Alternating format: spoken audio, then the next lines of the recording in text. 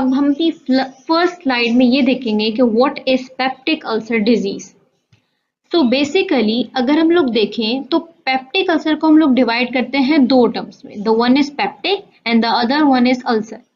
सो जो पेप्टिक है इसका मतलब है कि रिलेटिंग टू पेप्सिन। पेप्सिन क्या होता है? ये बेसिकली हमारे पास एक केमिकल होता है जो स्टमक के अंदर प्रेजेंट होता है।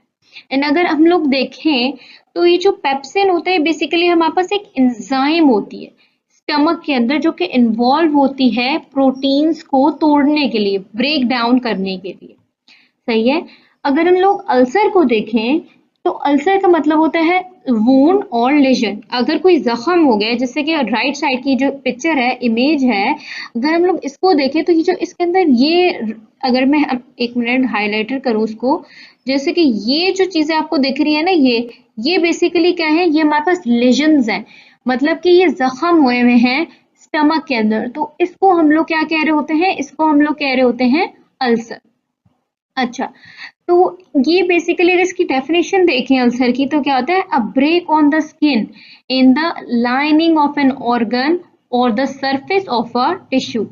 सो बेसिकली जो अल्सर होता है ये basically it's the break on the surface epithelium. अगर डैमेज हो जाए सरफेस एपिथेलियम किसी भी ऑर्गन या तो फिर स्किन, तो उस कंडीशन को हम लोग क्या कहते हैं? उसको हम लोग कहते हैं अल्सर।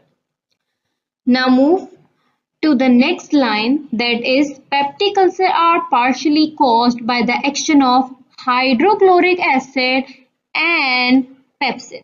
ये बेसिकली एक इम्पॉर्टेंट बात है जो कि अक्सर हमसे वाइवा में भी पूछी जाती है कि पेप्टिक अल्सर किस दो चीजों की वजह से ज्यादातर कॉज हो रहा होता है।